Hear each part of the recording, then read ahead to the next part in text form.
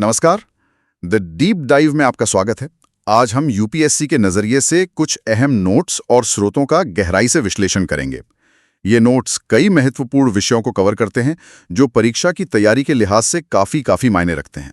बिल्कुल, हमारा मकसद है नोट्स में दिए गए जो भी फैक्ट्स हैं, कॉन्सेप्ट्स हैं, जानकारी है, उसको सरल भाषा में समझना, उनके बीच के कनेक्शंस को देखना और ये जानना कि परीक्षा के लिए क्या खास महत्वपूर्ण है। बेसिकली हम इन नोट्स को एक तरह से ऑडियो फॉर्मेट में रिवाइज कर रहे हैं। हाँ, तो आज हम किन विषयों पर बात करने वाले हैं?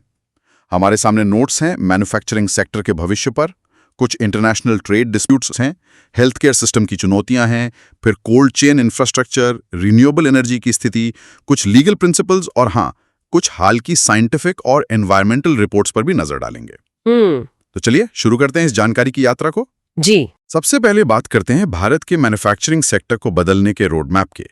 नोट्स में दिख रहा है कि इसमें कुछ हाई इंपैक्ट सेक्टर्स पहचाने गए हैं जिन्हें 5 मुख्य क्लस्टर्स में बांटा गया है और साथ ही 4 कटिंग एज टेक्नोलॉजीज को अपनाने पर जोर है। आर्टिफिशियल इंटेलिजेंस, मशीन लर्निंग मतलब AML, advanced materials, digital twins और रोबोटिक्स। हाँ, और ये जरूरी क्यों है? अगर हम हिस्टोरिकल कॉन्टेक्स्ट देखें तो भारत का मैन्युफैक्चरिंग सेक्टर जीडीपी में करीब 15 से 17% ही कंट्रीब्यूट करता आया है। ये आंकड़ा ईस्ट एशियन देशों के मुकाबले जब वो अपने पीक पर थे तो काफी कम है। ये कंपैरेटिव फिगर प्रीलिम्स के लिए इंपॉर्टेंट हो सकता है। हाँ, ये गैप तो काफी बड़ा है।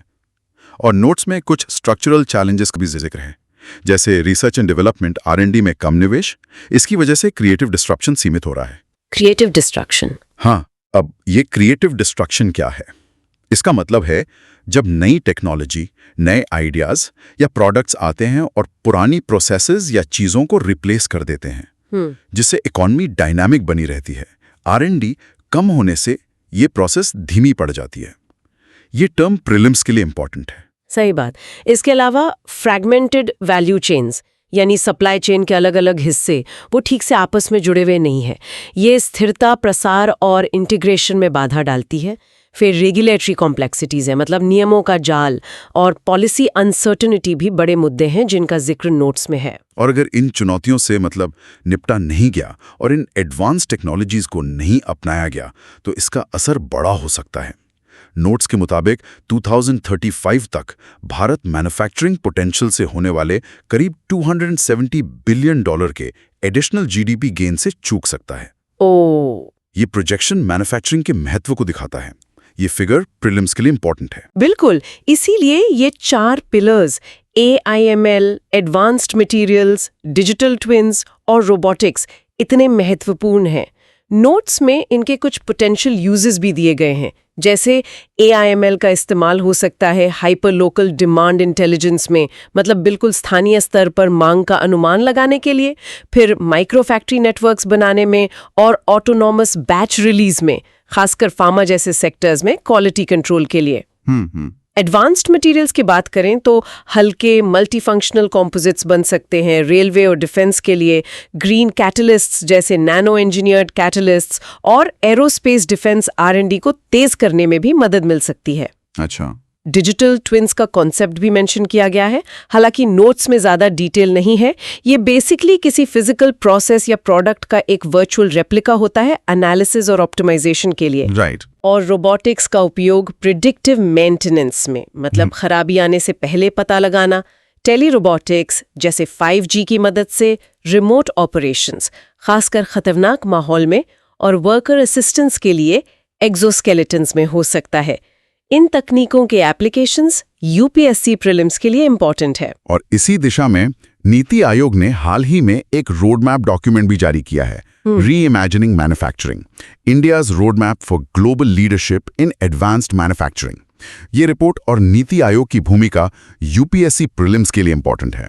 तो कुल मिलाकर मैन्युफैक्चरिंग सेक्टर में टेक्नोलॉजी एडॉप्शन, R&D इन्वेस्टमेंट और पॉलिसी रिफॉर्म्स कितने जरूरी हैं, ये बात इन नोट से साफ उभर कर आती है। प्रीलिम्स के लिए क्रिएटिव डिस्ट्रक्शन का कॉन्सेप्ट, ये 4 टेक्नोलॉजीज और उनके एप्लीकेशंस और नीति आयोग की भूमिका रेलेवेंट है। मेंस के लिए स्ट्रक्चरल चैलेंजेस और सॉल्यूशंस पर सवाल बन सकता है। ठीक है, अब आते हैं एक इंटरनेशनल ट्रेड इशू पर। नोट्स में जिक्र है कि चीन ने वर्ल्ड ट्रेड ऑर्गेनाइजेशन WTO में भारत के खिलाफ एक शिकायत दर्ज की है। हाँ, ये शिकायत भारत की 3 प्रोडक्शन लिंक्ड इंसेंटिव यानी पीएलआई स्कीम से संबंधित है, जो इलेक्ट्रिक व्हीकल्स, ईवीज और बैटरी से जुड़ी हैं। अच्छा, तो चीन का आरोप क्या है? चीन का कहना है कि ये पीएलआई स्कीम्स फाइनेंशियल सपोर्ट देने के लिए डोमेस्टिक वैल्यू एडिशन मतलब डीवीए की शर्त लगाती हैं। यानी इंसेंटिव तभी मिलेगा जब उत्पाद में एक निश्चित प्रतिशत स्वदेशी सामान या वैल्यू एडिशन हो। डीवीए की शर्त। और कौन सी 3 स्पेसिफिक पीएलआई स्कीम्स हैं जिन्हें चैलेंज किया गया है? नोट्स में ये लिस्टेड हैं। पहली है एसीसी मतलब एडवांस केमिस्ट्री सेल बैटरी की गीगा स्केल मैन्युफैक्चरिंग को प्रमोट करने वाली स्कीम। जी। दूसरी एडवांस्ड ऑटोमोटिव टेक्नोलॉजी या एएटी प्रोडक्ट्स की मैन्युफैक्चरिंग को बढ़ाने वाली ऑटो इंडस्ट्री स्कीम। और तीसरी है ग्लोबल ईवी मैन्युफैक्चरर्स को अट्रैक्ट करने के लिए ईवी मैन्युफैक्चरिंग को बूस्ट देने वाली स्कीम। ये योजनाएं यूपीएससी प्रीलिम्स के लिए इंपॉर्टेंट है। तो चीन का तर्क क्या है इस डीवीए शर्त के खिलाफ? चीन का कहना है कि डीवीए की शर्त कंपनियों को इंपोर्टेड गुड्स की जगह डोमेस्टिक प्रोडक्ट्स इस्तेमाल करने के लिए इंसेंटिवाइज करती है। ये डब्ल्यूटीओ के agreement on subsidies and countervailing measures, जिसे एससीएम अग्रीमेंट कहते हैं। SCM agreement? हाँ, एससीएम अग्रीमेंट का उल्लंघन है। स्पेसिफिकली चीन इसे लोकल कंटेंट सब्सिडी मान रहा है, जो एससीएम अग्रीमेंट के तहत प्रोहिबिटेड यानी निषिद्ध है। एससीएम समझौता और निषिद्ध सब्सिडी यूपीएससी प्रीलिम्स के लिए इंपॉर्टेंट है। तो ये एससीएम अग्रीमेंट क्या है, इसे थोड़ा समझ लेते हैं। नोट्स के अनुसार इसका आर्टिकल 1 सब्सिडी को डिफाइन करता है, मतलब सरकार या किसी पब्लिक बॉडी द्वारा दिया गया फाइनेंशियल कंट्रीब्यूशन जिससे कोई बेनिफिट मिले। हाँ, ये एग्रीमेंट सब्सिडी की 2 मेन कैटेगरीज बनाता है, प्रोहिबिटेड और एक्शनेबल। बिल्कुल। और आर्टिकल 3 ये खास तौर पे इंपॉर्टेंट है। इसमें 2 तरह की सब्सिडीज प्रोहिबिट की गई हैं। पहली एक्सपोर्ट सब्सिडीज, ऐसी सब्सिडी जो एक्सपोर्ट परफॉर्मेंस पर निर्भर हो, और दूसरी लोकल कंटेंट सब्सिडीज, ऐसी सब्सिडी जो इंपोर्टेड गुड्स की जगह डोमेस्टिक गुड्स के इस्तेमाल पर निर्भर हो। चीन का आरोप इसी दूसरी कैटेगरी से जुड़ा है। ये आर्टिकल 3 यूपीएससी प्रीलिम्स के लिए इंपॉर्टेंट है। अच्छा, और सामान्य तौर पर पीएलआई स्कीम के बारे में भी नोट्स में जानकारी है। इसकी शुरुआत 2020 में हुई थी। उद्देश्य है स्ट्रैटेजिक सेक्टर्स में डोमेस्टिक मैन्युफैक्चरिंग को बूस्ट देना परफॉर्मेंस बेस्ड इंसेंटिव्स के जरिए। हाँ, शुरू में ये केवल 3 सेक्टर्स पर फोकस थी, लेकिन बाद में इसका विस्तार 14 सेक्टर्स तक किया गया, जिनमें इलेक्ट्रॉनिक्स, वस्त्र आदि शामिल हैं। पीएलआई योजना और इसके क्षेत्र यूपीएससी प्रीलिम्स के लिए इंपॉर्टेंट है। तो इस डब्ल्यूटीओ डिस्प्यूट वाले हिस्से में एससीएम अग्रीमेंट, खासकर आर्टिकल 3, प्रोहिबिटेड सब्सिडीज की कैटेगरीज, डीबीए का कॉन्सेप्ट और पीएलआई स्कीम के बेसिक्स, ये सब यूपीएससी प्रीलिम्स के लिहाज से बहुत इंपॉर्टेंट है। बिल्कुल। मेंस में इंडिया की इंडस्ट्रियल पॉलिसी और डब्ल्यूटीओ कंप्लायंस पर सवाल बन सकता है। चलिए, अब स्वास्थ्य सेवा क्षेत्र यानी हेल्थ केयर सेक्टर की ओर बढ़ते हैं। नोट्स में प्राइमरी हेल्थ केयर सिस्टम के वर्कफोर्स चैलेंजेस पर फोकस है। नेशनल हेल्थ मिशन एनएचएम के कर्मचारियों की हड़तालें और आशा और आंगनवाड़ी वर्कर्स एडब्ल्यूएस के प्रोटेस्ट सिस्टम की कुछ गहरी समस्याओं की ओर इशारा करते हैं। हाँ, ये जमीनी स्तर की चुनौतियां हैं। नोट्स में प्राइमरी केयर देने वाले मुख्य काड्रेज का विवरण दिया गया है, एक तरह की तालिका है। पहले हैं आंगनवाड़ी वर्कर्स AWWS। ये integrated child development services ICDS scheme के तहत काम करती हैं, जो 1975 में शुरू हुई थी। इनका focus nutrition, mother and child health पर रहता है। इन्हें मानदेय मतलब ऑनरेरियम मिलता है। AWW और ICDS यूपीएससी प्रीलिम्स के लिए इंपॉर्टेंट है। फिर हैं ASHA workers, accredited social health activist. ये national rural health mission NRHM 2005 या अब नेशनल हेल्थ मिशन NHM के तहत आती हैं। इनका काम हेल्थ एजुकेशन, कम्युनिटी मोबिलाइजेशन और रेफरल सर्विसेज देना है। इन्हें परफॉर्मेंस बेस्ड इंसेंटिव्स मिलते हैं। आशा और NRHM NHM यूपीएससी प्रीलिम्स के लिए रेलेवेंट है। तीसरे हैं कम्युनिटी हेल्थ ऑफिसर्स यानी CHOs। ये Ayushman Bharat health and wellness centres यानी HWC के तहत नियुक्त होते हैं। इनका रोल कॉम्प्रिहेंसिव प्राइमरी केयर देना है। ये कॉन्ट्रैक्चुअल बेसिस पर होते हैं CHO, और आयुष्मान भारत यूपीएससी प्रीलिम्स के लिए इंपॉर्टेंट है। और इन फ्रंटलाइन वर्कर्स के सामने मुख्य चुनौतियां क्या हैं? नोट्स में कई पॉइंट्स हैं जिन्हें हम शायद ग्रुप कर सकते हैं। पहला तो है वर्कलोड वर्सेस कॉम्पेंसेशन। जिम्मेदारियां बढ़ गई हैं, जैसे census duty, non communicable diseases की स्क्रीनिंग, पैलेटिव केयर, लेकिन उसके अनुपात में वेतन या सपोर्ट नहीं बढ़ा है। सही बात है। दूसरा, रिम्यूनरेशन इश्यूज, पारिश्रमिक कम है और पेमेंट में अक्सर देरी होती है। तीसरा, safety and status, field work में सेफ्टी कंसर्न्स हैं और उन्हें अभी भी अक्सर वॉलंटियर्स जैसा माना जाता है, जिससे जॉब सिक्योरिटी कम होती है। ये भी एक बड़ा मुद्दा है। चौथा, यूनियनाइजेशन एंड प्रोटेस्ट्स, बढ़ती यूनियनें और हड़तालें, जैसे केरल, हरियाणा में ASHA, देश भर में आंगनवाड़ी यूनियंस, वो रेगुलराइजेशन और बेहतर वेतन की मांग कर रही हैं। फिर वैकेंसीज भी हैं। ऑक्सिलरी नर्स मिडवाइव्स ANMs के करीब 10-15% और डॉक्टर्स के 20-25% पद खाली हैं, जिससे वर्कलोड और बढ़ता है। हाँ, ये कैप्स बहुत बड़े हैं। और आखिर में कॉन्ट्रैक्चुअलाइजेशन ट्रेंड, संविदा पर भर्ती से कॉस्ट कटिंग तो होती है, पर करियर प्रोग्रेशन और क्लियर कैडर स्ट्रक्चर की कमी रहती है।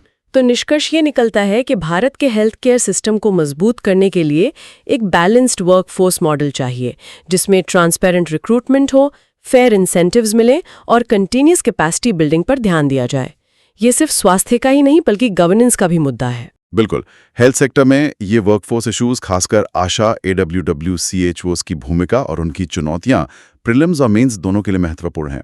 Schemes like ICDS, NHM, Ayushman Bharat तो वैसे भी कोर टॉपिक्स हैं। अब आते हैं एग्रीकल्चर और फूड प्रोसेसिंग सेक्टर पर। यहाँ नोट्स में ICCVI स्कीम पर फोकस है, यानी scheme for integrated cold chain and value addition infrastructure. ये एक डिमांड ड्रिवन स्कीम है और प्रधानमंत्री किसान संपदा योजना PMKSY का हिस्सा है। ICCVI और PMKSY UPSC प्रीलिम्स के लिए इंपॉर्टेंट है। हाँ, इसे ministry of food processing industries यानी MOFPI चलाता है। इसका मेन गोल है पेरिशेबल एग्री प्रोड्यूस, मतलब जल्दी खराब होने वाले कृषि उत्पाद के पोस्ट हार्वेस्ट लॉसेस को कम करना। MOFPI UPSC प्रीलिम्स के लिए इंपॉर्टेंट है। अच्छा, इस स्कीम के मुख्य उद्देश्य क्या हैं नोट्स के अनुसार? पहला, खेत से उपभोक्ता तक एक सीमलेस कोल्ड चेन बनाना। दूसरा, साइंटिफिक स्टोरेज और एफिशिएंट सिस्टम से पोस्ट हार्वेस्ट लॉस कम करना। ठीक है। तीसरा, प्रोसेसिंग को प्रमोट करके और शेल्फ लाइफ बढ़ाकर वैल्यू एडिशन करना। ओके। और चौथा, उपभोक्ताओं के लिए सेफ और हाई क्वालिटी फूड प्रोडक्ट्स की अवेलेबिलिटी सुनिश्चित करना। और इसके कंपोनेंट्स में क्या-क्या शामिल है? इसमें फार्म लेवल इंफ्रास्ट्रक्चर जैसे प्री कूलिंग यूनिट्स, फिर प्रोसेसिंग सेंटर्स, डिस्ट्रीब्यूशन हब्स जिनमें integrated storage, sorting, pack houses हों और रेफ्रिजरेटेड ट्रांसपोर्ट मतलब रीफर वैन्स, ये सब आते हैं। मतलब ये सप्लाई चेन के कई पॉइंट्स को कवर करती है। और कौन लोग स्कीम के तहत फूड प्रोसेसिंग यूनिट्स लगाने के लिए एलिजिबल हैं? नोट्स में लिस्ट है। इंडिविजुअल्स, किसानों समेत, FPOs यानी फार्मर प्रोड्यूसर ऑर्गेनाइजेशंस, FPCs यानी farmer producer companies, NGOs, PSUs, firms, companies, corporations, cooperatives और सेल्फ हेल्प ग्रुप्स यानी SHGs। पात्रता मानदंड UPSC प्रीलिम्स के लिए इंपॉर्टेंट है। ये काफी वाइड एलिजिबिलिटी है। और नोट्स में कुछ और कॉम्प्लीमेंट्री गवर्नमेंट इनिशिएटिव्स का भी जिक्र है जो कोल्ड चेन इंफ्रास्ट्रक्चर को सपोर्ट करती हैं। जैसे एक है mission for integrated development of horticulture MIDH। ये 5000 मीट्रिक टन तक की कोल्ड स्टोरेज कैपेसिटी बनाने के लिए फाइनेंशियल असिस्टेंस देता है। MIDH UPSC प्रीलिम्स के लिए इंपॉर्टेंट है। फिर नेशनल हॉर्टिकल्चर बोर्ड NHB, ये 5000 से 20000 मीट्रिक टन क्षमता वाली कोल्ड स्टोरेज फैसिलिटीज के कंस्ट्रक्शन या मॉडर्नाइजेशन में मदद करता है। NHB UPSC प्रीलिम्स के लिए इंपॉर्टेंट है। तीसरा है एग्रीकल्चर इंफ्रास्ट्रक्चर फंड AIF। ये 2 करोड़ रुपए तक का कोलैटरल फ्री लोन और 3% ब्याज छूट देता है पोस्ट हार्वेस्ट मैनेजमेंट इंफ्रास्ट्रक्चर के लिए। AIF UPSC प्रीलिम्स के लिए इंपॉर्टेंट है। अच्छा, कोलैटरल फ्री लोन। हाँ, और चौथा है ऑपरेशन ग्रीन स्कीम। ये पहले TOP स्ट्रैटेजी मतलब टमाटर्स, अनियंस, पोटैटोज पर थी, पर अब कई और फलों, सब्जियों और श्रिम्प के लिए वैल्यू स्टेबलाइजेशन और पोस्ट हार्वेस्ट लॉस रिडक्शन पर फोकस करती है। ऑपरेशन ग्रीन्स UPSC प्रीलिम्स के लिए इंपॉर्टेंट है। तो एग्रीकल्चर में post harvest management of food processing एक बहुत महत्वपूर्ण एरिया है। ICPYI और ये सप्लीमेंट्री स्कीम्स जैसे MIDH, NHB, AIF, operation greens, ये सब प्रीलिम्स के लिए की हैं। मेंस में ये agriculture infrastructure, doubling farmers income जैसे टॉपिक से जुड़ता है। बिल्कुल। अब रुक करते हैं एनर्जी और एनवायरनमेंट सेक्शन का, और यहाँ एक अच्छी खबर से शुरुआत हो रही है। भारत ने अपने 95 टारगेट्स में से एक 2030 तक 50% installed electric capacity non fossil fuel sources से हासिल करना, ये लक्ष्य समय से 5 साल पहले ही अचीव कर लिया है। अरे वाह। ये घोषणा COP26 में की गई थी। पंचामृत लक्ष्य और COP26 यूपीएससी प्रीलिम्स के लिए इंपॉर्टेंट कर। बिल्कुल, ये एक सिग्निफिकेंट अचीवमेंट है। करंट स्टेटस देखें तो नॉन फॉसिल फ्यूल सोर्सेज का कंट्रीब्यूशन 51%, मतलब करीब 256 गीगावाट हो गया है, जबकि फॉसिल फ्यूल्स का 49%, यानी करीब 244 गीगावाट है। इस नॉन फॉसिल कैपेसिटी में रिन्यूएबल एनर्जी सोर्सेज का बड़ा हिस्सा है। सोलर करीब 127 गीगावाट्स, विंड 53 गीगावाट्स और हाइड्रो 47 गीगावाट्स। ये आंकड़े यूपीएससी प्रीलिम्स के लिए बेहद इंपॉर्टेंट है। हाँ, भारत की प्रमुख रिन्यूएबल एनर्जी इनिशिएटिव्स कौन सी हैं जिनका जिक्र नोट्स में है? एक तो PLI स्कीम है, high efficiency solar PV modules के लिए, मतलब डोमेस्टिक मैन्युफैक्चरिंग के लिए। जी।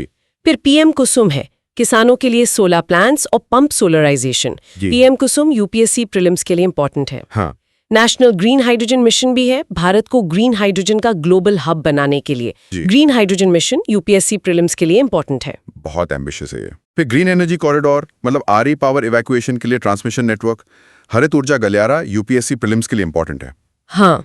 और रिन्यूअल परचेज ऑब्लिगेशंस RPOs, मतलब डिस्कॉम्स के लिए RE खरीदना मैंडेटरी, RPO यूपीएससी प्रीलिम्स के लिए इंपॉर्टेंट है। लेकिन इस प्रोग्रेस के साथ चुनौतियां भी हैं। RE एक्सपेंशन में मुख्य मुद्दे क्या हैं? नोट्स इन्हें हाईलाइट करते हैं।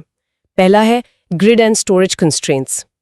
RE सोर्सेज इंटरमिटेंट होते हैं, मतलब धूप या हवा पर निर्भर, जिससे ग्रिड स्टेबिलिटी एक चैलेंज है। एनर्जी स्टोरेज सॉल्यूशंस अभी थोड़े महंगे हैं। हाँ, ये बात तो है। दूसरा, ट्रांसमिशन बॉटलनेक्स। RE प्लांट्स अक्सर जल्दी बन जाते हैं, पर ट्रांसमिशन लाइंस बनाने में ज्यादा समय लगता है, जिससे पावर इवैक्यूएशन में दिक्कत आती है। तीसरा, financing risks. Unsigned power purchase agreements PPAs और financially week distribution companies discoms investment को मुश्किल बनाते हैं। ये डिस्कॉम्स की हालत तो एक पेरेनियल इशू है। बिल्कुल। चौथा, इंपोर्ट डिपेंडेंस। सोलर मॉड्यूल्स और क्रिटिकल मिनरल्स के लिए अभी भी काफी हद तक आयात पर निर्भरता है। और पांचवा, land and policy hurdles. Land acquisition में देरी और राज्यों के बीच रेगुलेटरी कोऑर्डिनेशन की कमी भी प्रोजेक्ट्स को धीमा कर देती है। तो आगे का रास्ता क्या सुझाया गया है? नोट्स में कुछ पॉइंट्स हैं। एक तो एनर्जी स्टोरेज इंफ्रास्ट्रक्चर में इन्वेस्टमेंट, खासकर बैटरी एनर्जी स्टोरेज सिस्टम्स जरूरी है। हाँ, BSS बहुत जरूरी है। दूसरा, robust infrastructure. Green energy corridors को तेज करना, लैंड एक्विजिशन प्रोसेस को स्ट्रीमलाइन करना। तीसरा, डोमेस्टिक मैन्युफैक्चरिंग को बूस्ट देना। Solar modules, batteries, green hydrogen tech में आत्मनिर्भर भारत। हाँ। और चौथा, पॉलिसी स्टेबिलिटी और डिसेंट्रलाइज्ड RE जैसे रूफटॉप सोलर को प्रमोट करना। बिल्कुल। एनर्जी ट्रांजिशन एक कॉम्प्लेक्स प्रोसेस है। इसमें अचीवमेंट्स हैं, इनिशिएटिव्स हैं, चैलेंजेस हैं और सॉल्यूशंस भी। ये पूरा स्पेक्ट्रम यूपीएससी मेंस के पर्सपेक्टिव से बहुत इंपॉर्टेंट है। स्पेसिफिक स्कीम्स लाइक PM कुसुम, ग्रीन हाइड्रोजन मिशन प्रीलिम्स के लिए महत्वपूर्ण है। ठीक है, अब एनवायरनमेंट से जुड़ी एक और रिपोर्ट देखते हैं, यूनेप एडेप्टेशन गैप रिपोर्ट 2025। इसके फाइंडिंग्स नोट्स के अनुसार थोड़ी चिंताजनक हैं। हाँ, ये रिपोर्ट बताती है कि अडेप्टेशन एफर्ट्स में गैप बढ़ रहा है। क्या है मुख्य फाइंडिंग्स? पहला तो फाइनेंस गैप। डेवलपिंग कंट्रीज को क्लाइमेट चेंज अडेप्टेशन के लिए 2030s के मिड पॉइंट तक सालाना 310 से 365 बिलियन डॉलर्स की जरूरत होगी, लेकिन फंडिंग गैप बहुत बड़ा है। ये आंकड़ा यूपीएससी मेंस के लिए इंपॉर्टेंट है। ये फाइनेंस गैप बहुत क्रिटिकल है। दूसरा, current finance. Global adaptation finance अभी सिर्फ लगभग 26 बिलियन डॉलर्स के आसपास है, जो जरूरत से बहुत कम है। तीसरा, इम्प्लीमेंटेशन लैग। ज्यादातर देशों के पास एडेप्टेशन प्लान्स तो हैं, पर उनका इम्प्लीमेंटेशन धीमा है और क्वालिटी भी वेरिएबल है। प्लान्स तो है, पर एक्शन में कमी है। और चौथा, urgent need. Finance, innovative instruments और बेटर रेजिलियंस प्लानिंग में मैसिव स्केल अप की जरूरत है। भारत के कॉन्टेक्स्ट में नोट्स बताते हैं कि national adaptation fund for climate change यानी NAFCC और state action plans on climate change यानी SAPCC मौजूद हैं, पर Bharat floods, erratic monsoon, coastal flooding जैसी चीजों से हाईली वल्नरेबल है। राष्ट्रीय अनुकूलन निधि यूपीएससी प्रीलिम्स के लिए इम्पोर्टेंट है। एक और रिपोर्ट है क्लाइमेट इनइक्वालिटी रिपोर्ट 2025, जिसे वर्ल्ड इनइक्वालिटी लैब ने जारी किया है। अच्छा, इसमें क्या खास है? इसके की फाइंडिंग्स भी काफी स्ट्राइकिंग है। पहला, वेल्दी एमिटर्स। टॉप 1% अमीर लोग ग्लोबल कंजम्पशन बेस्ड एमिशंस का 15% हिस्सा हैं, लेकिन फाइनेंशियल एसेट ओनरशिप से जुड़े एमिशंस में उनका हिस्सा 41% है। बाप रे, ये तो बहुत बड़ा डिफरेंस है। हाँ, ये दिखाता है कि इन्वेस्टमेंट पैटर्न्स का इम्पैक्ट कितना ज्यादा है। ये असमानता यूपीएससी मेंस के लिए रेलेवेंट है। दूसरा, एक्सट्रीम इनइक्वालिटी। टॉप 1% का per capita emission bottom 50% population के मुकाबले 75 गुना ज्यादा है। 75 गुना? हाँ, और तीसरा, कॉर्पोरेट कॉन्सेंट्रेशन। करीब 100 कंपनियां total industrial green house gas यानी GHG एमिशंस के 71% के लिए जिम्मेदार हैं। ये तथ्य यूपीएससी प्रीलिम्स और मेंस दोनों के लिए इंपॉर्टेंट है। ये आंकड़े क्लाइमेट जस्टिस की डिबेट के लिए बहुत रेलेवेंट है। बिल्कुल। अब कुछ लीगल और एडमिनिस्ट्रेटिव टॉपिक्स देखते हैं। पहला है डॉक्ट्रिन ऑफ मर्जर। हाल ही में सुप्रीम कोर्ट ने कहा कि ये कोई रिजिड या यूनिवर्सली एप्लीकेबल डॉक्ट्रिन नहीं है। अच्छा, तो ये डॉक्ट्रिन ऑफ मर्जर है क्या? हाँ, इसके अनुसार एक ही सब्जेक्ट मैटर पर एक समय में एक से ज्यादा डिक्री या ऑर्डर ऑपरेट नहीं कर सकते। जब कोई सुपीरियर कोर्ट जैसे हाई कोर्ट या सुप्रीम कोर्ट किसी सबऑर्डिनेट कोर्ट के ऑर्डर, डिक्री या जजमेंट को डिस्पोज ऑफ करता है, चाहे उसे रिवर्स करे, मॉडिफाई करे या अफर्म करे, तो सबऑर्डिनेट कोर्ट का ऑर्डर सीज टू एग्जिस्ट हो जाता है और सुपीरियर कोर्ट के ऑर्डर में मर्ज हो जाता है। मतलब निचली अदालत का फैसला ऊपरी अदालत के फैसले में समा जाता है। इसका पर्पस क्या है? इसका उद्देश्य कोर्ट्स के हायरार्की की डिग्निटी मेंटेन करना और जुडिशियल डिसीजंस में फाइनलिटी लाना है। ये इस बात पर डिपेंड नहीं करता कि सुपीरियर कोर्ट ने लोअर कोर्ट के फैसले को कंफर्म किया, मॉडिफाई किया या रिवर्स किया। नोट्स में state of Madras versus Madurai mills को लिमिटेड केस का जिक्र है, जहां SC ने इस डॉक्ट्रिन को एक्सप्लेन किया था। डॉक्ट्रिन ऑफ मर्जर और संबंधित केस लॉ यूपीएससी प्रीलिम्स के लिए इंपॉर्टेंट है। हाँ, ये लीगल कॉन्सेप्ट्स प्रीलिम्स में पूछे जा सकते हैं। अगला है legal metrology package commodities amendment rules 2025। इसे डिपार्टमेंट ऑफ कंज्यूमर अफेयर्स ने नोटिफाई किया है। इन रूल्स में क्या बदलाव हैं? ये मेडिकल डिवाइसेस की पैकेजिंग के लिए स्पेसिफिक प्रोविजंस लाते हैं। इससे legal metrology package commodities rules 2011 को मेडिकल डिवाइस रूल्स 2017 के साथ अलाइन किया गया है। मतलब मैंडेटरी डिक्लेरेशंस तो रहेंगी, लेकिन फॉन्ट साइज और डायमेंशन स्टैंडर्ड्स अब मेडिकल डिवाइस रूल्स वाले लागू होंगे, ना कि लीगल मेट्रोलॉजी रूल्स वाले। अच्छा, तो ये हार्मोनाइजेशन के लिए है। इसका उद्देश्य है हेल्थ केयर सेक्टर में रेगुलेटरी कंसिस्टेंसी लाना और कंप्लायंस एम्बिग्विटीज को कम करना। ये नियम यूपीएससी प्रीलिम्स के लिए इंपॉर्टेंट है। जी। एक और कमेटी है national crisis management committee, NCMC। हाल ही में कैबिनेट सेक्रेटरी ने बे ऑफ बंगाल में आए साइक्लोन्स के संदर्भ में इसकी मीटिंग चेयर की थी।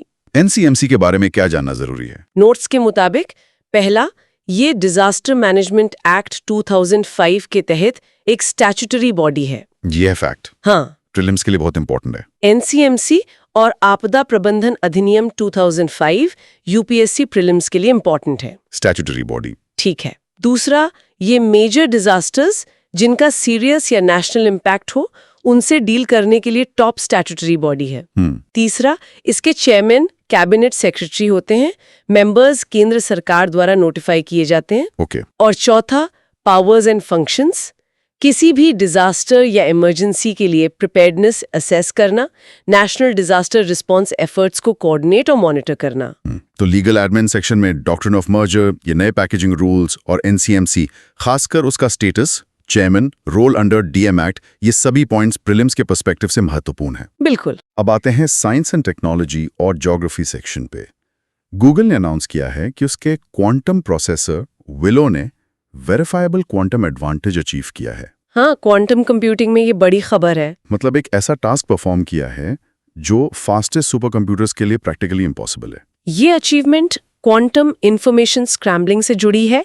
इसमें रिसर्चर्स ने स्क्रैम्बल्ड डेटा में पैटर्न्स डिटेक्ट किए, जिससे एंटेंगलमेंट के जरिए इंफॉर्मेशन ट्रांसफर प्रूव हुआ। क्वांटम इंफॉर्मेशन स्क्रैम्बलिंग वो प्रोसेस है जिसमें इंफॉर्मेशन पूरे क्वांटम सिस्टम में तेजी से फैल जाती है, जिससे वो लोकली मेजरेबल नहीं रहती। इसमें एंटेंगलमेंट का इस्तेमाल करके क्वांटम डेटा को कई पार्टिकल्स में डिस्ट्रीब्यूट कर दिया जाता है। इंफॉर्मेशन खोती नहीं बल्कि पूरे सिस्टम में हाइड हो जाती है। नोट्स में एक एनालॉजी दी गई है, जैसे पानी में इंक की एक बूंद घुलकर पूरे पानी में फैल जाती है, वैसे ही एक क्यूबिट की इंफॉर्मेशन कई क्यूबिट्स में फैल जाती है। हाँ, अच्छी एनालॉजी है। ये डिस्कवरी न सिर्फ वेरीफाइबल क्वांटम एडवांटेज दिखाती है बल्कि क्वांटम टेक्नोलॉजीज की फंडामेंटल अंडरस्टैंडिंग को भी आगे बढ़ाती है। Quantum computing, entanglement, quantum lab और quantum information scrambling UPSC prelims के लिए इंपॉर्टेंट है। एसएनटी में क्वांटम एक हॉट टॉपिक है। अब एस्ट्रोनॉमी से एक खबर है, लार्ज मैजेलेनिक क्लाउड एलएमसी के बारे में। रिसर्चर्स ने एलएमसी में ST6 नाम के एक न्यूली फॉर्म्ड स्टार के आसपास 5 कार्बन रिच कंपाउंड्स आइडेंटिफाई किए हैं। अच्छा, एलएमसी में? इसका सिग्निफिकेंस क्या है? इस खोज से ये समझने में मदद मिल सकती है कि अर्ली यूनिवर्स में लाइफ के बिल्डिंग ब्लॉक्स कैसे बने होंगे। इंटरेस्टिंग। एलएमसी के बारे में कुछ फैक्ट्स भी हैं नोट्स में। ये मिल्की वे की एक सैटेलाइट गैलेक्सी है, पृथ्वी से करीब 200,000 लाइट ईयर्स दूर। ये एक ड्वार्फ गैलेक्सी है। सदर्न नाइट स्काई में ये फुल मून से करीब 20 गुना बड़ी दिखती है। इसके अंदर जाइंट गैस क्लाउड्स है जो कोलैप्स होके नए स्टार्स बनाते हैं। LMC, satellite Galaxy, dwarf Galaxy, star formation process, ये ज्योग्राफी एस्ट्रोनॉमी सेक्शन में प्रीलिम्स के लिए रेलेवेंट है। एलएमसी और आकाशगंगाओं के प्रकार यूपीएससी प्रीलिम्स के लिए इंपॉर्टेंट है। अंत में ज्योग्राफी और जियोपॉलिटिक्स से जुड़ा एक स्थान, ताजिकिस्तान। हाल ही में भारत ने बायलैटरल एग्रीमेंट एक्सपायर होने के बाद आईनी एयर बेस से अपनी प्रेजेंस विड्रॉ कर ली है। हाँ, ये खबर थी। ताजिकिस्तान की लोकेशन मैप बेस्ड क्वेश्चंस के लिए इंपॉर्टेंट है। ये सेंट्रल एशिया में एक लैंडलॉक्ड देश है। बॉर्डर्स, नॉर्थ में किर्गिस्तान, ईस्ट में चाइना, साउथ में अफगानिस्तान, वेस्ट और नॉर्थ वेस्ट में उज्बेकिस्तान। मध्य एशियाई देशों की अवस्थिति और सीमाएं यूपीएससी प्रीलिम्स के लिए इंपॉर्टेंट है। मैपिंग के लिए जरूरी है। ये SCO मतलब शंघाई कोऑपरेशन ऑर्गेनाइजेशन और CSTO यानी कलेक्टिव सिक्योरिटी ट्रीटी ऑर्गेनाइजेशन का मेंबर है। इसकी स्ट्रेटेजिक रेलेवेंस वाखन कॉरिडोर के पास होने से भी बढ़ जाती है, जो सेंट्रल एशिया को साउथ एशिया से कनेक्ट करता है। SCO, CSTO और वाखन गलियारा यूपीएससी प्रीलिम्स के लिए इंपॉर्टेंट है। इसकी कुछ ज्योग्राफिकल फीचर्स भी हैं नोट्स में। क्लाइमेट मिड लैटिट्यूड कॉन्टिनेंटल है। पामीर माउंटेन्स में semi arid to polar climate मिलता है। Highest peak Ismail Somoni peak 7,495 metres. Karakul और इस्कंदरकुल प्रमुख एल्पाइन लेक्स हैं। कैपिटल दुशांबे है। ताजिकिस्तान की भौगोलिक विशेषताएं यूपीएससी प्रीलिम्स के लिए इंपॉर्टेंट है। काफी सारी डिटेल्स हैं। हाँ, तो आज हमने मैन्युफैक्चरिंग चैलेंजेस और टेक सॉल्यूशन से लेकर health care, workforce issues, trade disputes, cold chain infrastructure, energy transition, climate reports, legal doctrines और एसएनटी ज्योग्राफी अपडेट्स तक काफी वाइड रेंज ऑफ टॉपिक्स पर चर्चा की इन नोट्स के आधार पर। हाँ, और हमने देखा कि कैसे ये सभी मुद्दे आपस में जुड़े हुए हैं। Technology, policy, international relations, ground level challenges, ये सब मिलकर भारत के डेवलपमेंट पाथ को शेप कर रहे हैं। हर एरिया में अपॉर्चुनिटीज हैं, तो वहीं सिग्निफिकेंट हर्डल्स भी हैं जिन पर लगातार काम करने की जरूरत है। बिल्कुल। आज की इस चर्चा के आधार पर एक सवाल सोचने के लिए ये हो सकता है कि इन अलग-अलग सेक्टर्स जैसे मैन्युफैक्चरिंग, हेल्थ, एनर्जी, ट्रेड, इनमें जो स्ट्रक्चरल चैलेंजेस मौजूद हैं, उनसे निपटने के लिए किस तरह की इंटीग्रेटेड और होलिस्टिक पॉलिसी अप्रोच की ज़रूरत है। ऐसी अप्रोच जो न सिर्फ इकोनॉमिक ग्रोथ लाए बल्कि सोशल इक्विटी और एनवायरमेंटल सस्टेनेबिलिटी भी इंश्योर करें। हाँ, ये एक बहुत ज़रूरी सवाल है। इन कॉम्प्लेक्स इश्यूज पर सोचना, कनेक्शंस बनाना और अपनी अंडरस्टैंडिंग डेवलप करना, यही यूपीएससी की तैयारी का कोर है। आज के इस विश्लेषण में शामिल होने के लिए धन्यवाद। उम्मीद है ये चर्चा तैयारी में मददगार रही होगी। धन्यवाद।